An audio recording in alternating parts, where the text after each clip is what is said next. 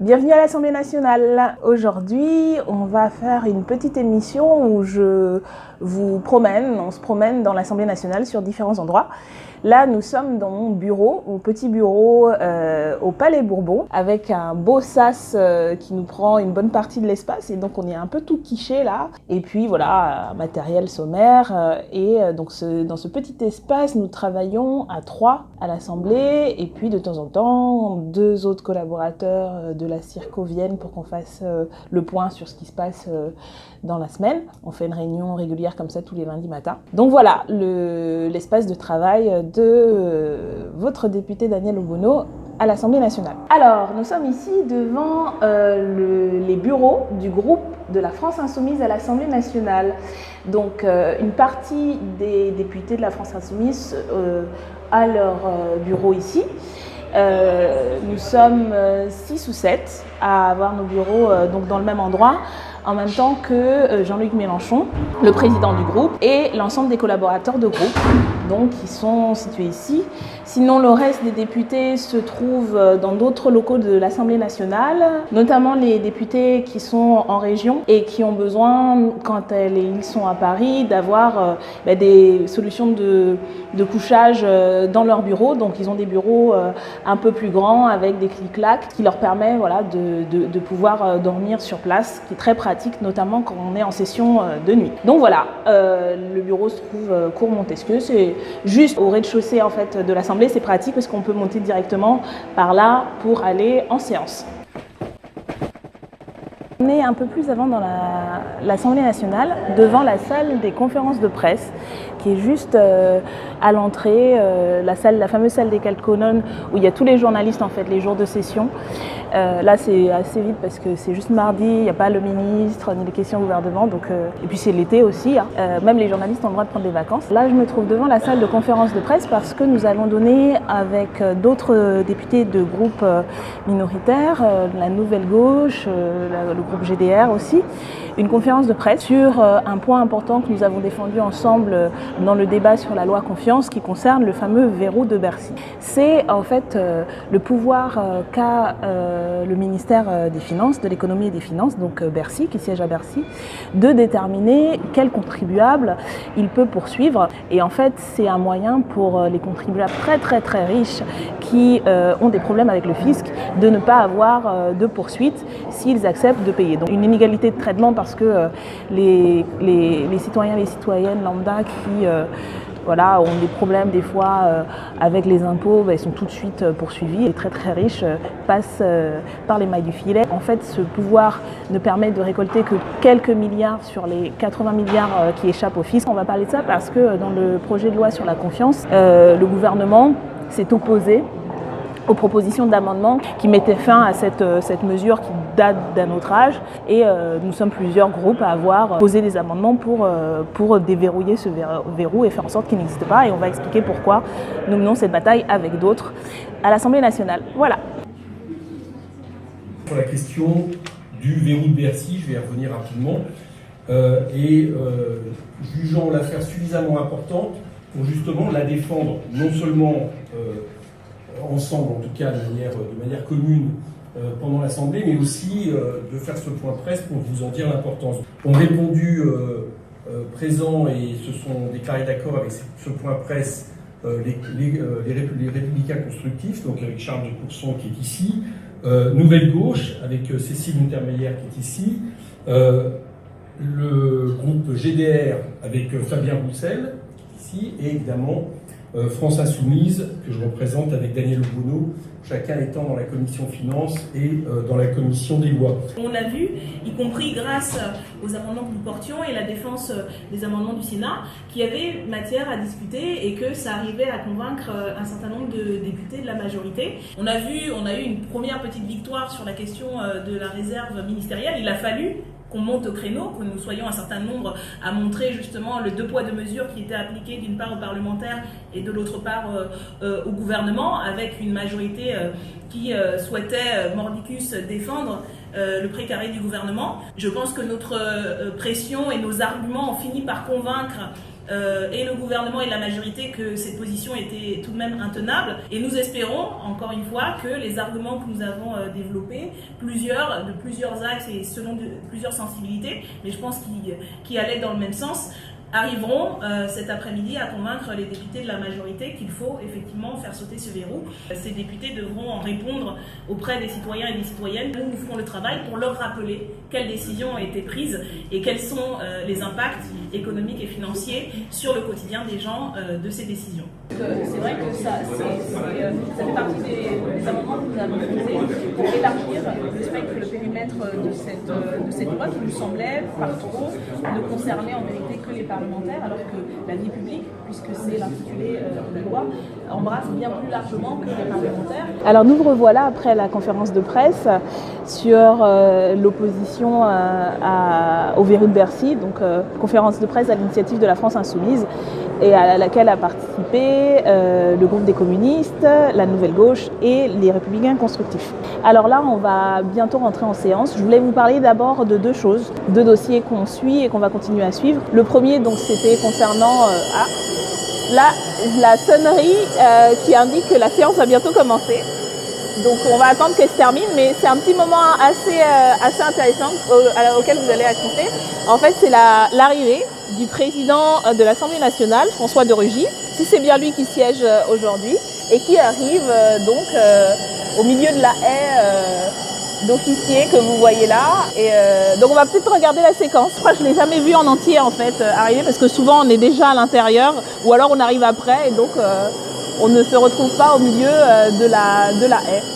Donc, alors vous allez le voir, est-ce que c'est lui qui arrive? En tout cas, ses collaborateurs arrivent, et vous voyez que les officiers se préparent à l'accueillir comme il se doit. Bah, écoutez, on va en profiter pour parler un peu de la mobilisation qui s'est tenue à Beaumont-sur-Oise à l'occasion des 1 an de la mort d'Adama Traoré. Mathilde Panot et moi étions présentes en tant que députées de la France Insoumise pour soutenir les familles qui demandent justice après la mort tragique d'Adama Traoré. Il y avait également présentes les familles de Lamine Dieng et d'un certain nombre d'autres personnes victimes de violences policières et qui sont mortes dans des circonstances encore non établies et dont les collectifs de soutien et les familles demandent justice. Donc c'était le cas donc, de la famille de Lamine Dieng, Ali Ziri d'Argenteuil et voilà d'autres cas comme ça. C'était important que nous soyons présentes en tant que d'abord de citoyennes, de militantes qui soutenons ces luttes depuis très longtemps, et puis en tant que députée parce qu'il nous semble qu'il faut que justice soit faite pour que ces personnes ne soient pas mortes pour rien, qu'il puisse y avoir un rendu qui dise voilà, qui est responsable et qui est coupable. Il y va de la concorde civile et des relations, y compris entre la population et les forces de l'ordre. Pour qu'on puisse croire qu'il existe une justice, il faut que de telles morts, de telles situations soient élucidées et qu'il puisse y avoir une sanction quand les personnes sont reconnues coupables. Sinon, il y a effectivement encore 2 poids 2 mesures, et surtout que ce type de situation va cibler en particulier des personnes de quartiers populaires. On le sait aussi, les enquêtes l'ont montré, que quand on est noir ou arabe ou d'ascendance asiatique, on a beaucoup plus de chances d'être contrôlé par la police, être victime de contrôle au faciès. Et donc ça fait partie des discriminations systématiques qui existent aujourd'hui, dont sont victimes certaines catégories de la population qui doivent cesser. Donc c'est aussi des batailles dans lesquelles nous sommes engagés, et nous déposerons des projets, des propositions de loi allant dans ce sens. La fin du contrôle au faciès, avec notamment la proposition de récépissé, et puis la fin de pratiques, notamment d'immobilisation. On va continuer à apporter notre solidarité donc aux familles et aux collectifs, aux organisations d'ailleurs des droits humains qui ont interpellé la France et condamnent régulièrement la France sur les pratiques de sa police. Donc il ne s'agit pas simplement de collectifs militants ou d'une instrumentalisation politique. Aujourd'hui, Amnesty International, Human Rights Watch et bien d'autres organisations interpellent la France et la condamnent sur ces pratiques. Donc c'est aussi important à avoir en tête. Cette semaine, il y a la fermeture malheureusement prévue par la Poste du bureau du 218 rue de Crimée dans le 19e. Donc c'est un bureau de poste en plein quartier populaire qui dessert une population nombreuse. Ça fait partie des services publics essentiels auxquels sont attachés les habitants et les habitantes, puisque une pétition contre la fermeture de la Poste a recueilli des centaines et des centaines de signatures. candidatures.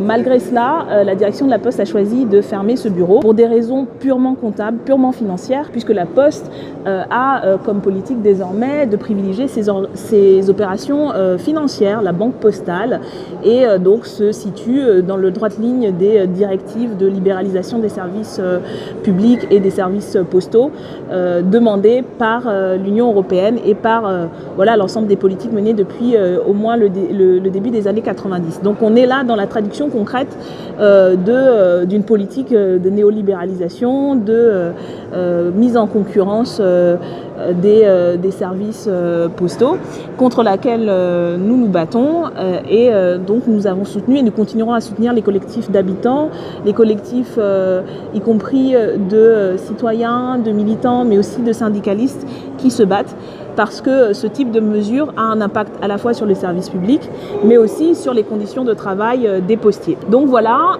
il y a un rassemblement qui est prévu et nous serons présents et nous apporterons tout notre soutien au collectif parce que la bataille continue et on va être vigilants sur ces questions.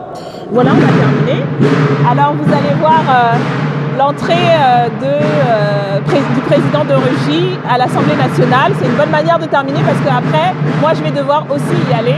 Donc je vous laisse admirer toute la pompe républicaine avec laquelle on accueille le président de l'Assemblée nationale.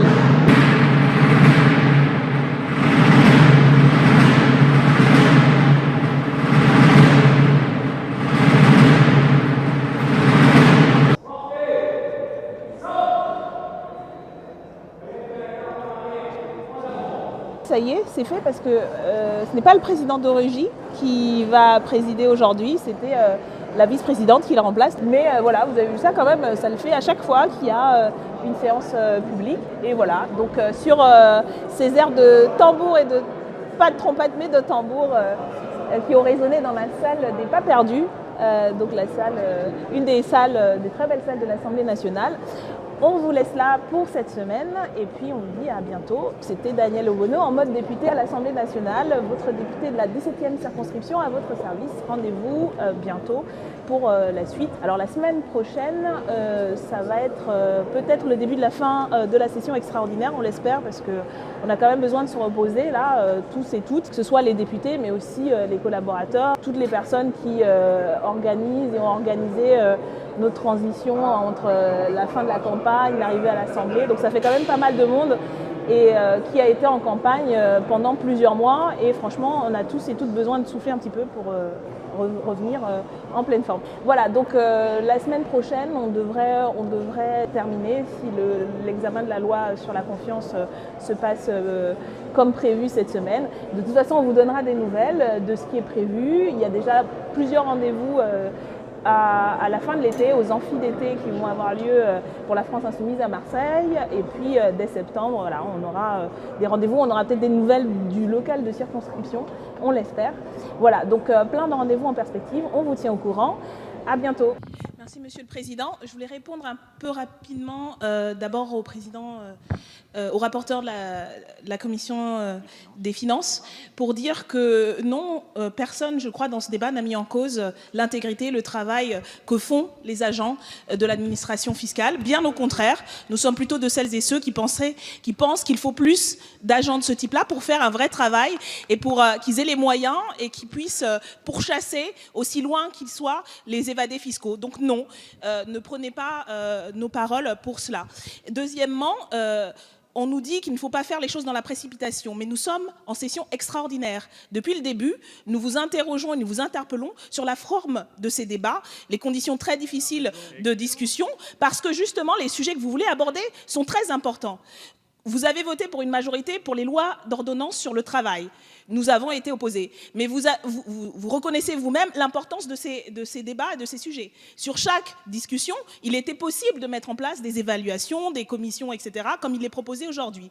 Mais non, ça a été voté en bloc, alors que c'est une mesure qui touche quand même au Code du travail et à un élément central de l'organisation sociale de ce pays. Par contre, sur ce sujet, qui est aussi, de notre point de vue, une question centrale sur la question de la fiscalité, de la justice sociale, et y compris des choix arbitraires qui peuvent être faits, de taper sur certains et de laisser passer d'autres, avec un écart en plus en termes d'efficacité, où on nous dit que cette année, il y a peut-être 1 milliard qui vont être récupérés et que la fraude fiscale représente entre 60 et 80 milliards. Vous qui êtes si friand d'efficacité, de pragmatisme, vous reconnaîtrez quand même qu'il y a un écart. Mais dans ce cas précis, on nous dit qu'il ne faudrait pas faire les choses trop vite, alors qu'on l'a fait pour des questions tout aussi importantes et qu'il faudrait repousser à plus tard. Vous comprendrez qu'on doute quand même de la sincérité des arguments qui nous sont opposés, et quand vous avez un tel arc de force politique pour pointer les problèmes que pose cette mesure, vous devriez quand même essayer d'entendre très précisément ce qui est dit, et je ne doute pas que vous serez convaincus par nos arguments. Merci, Madame Obono.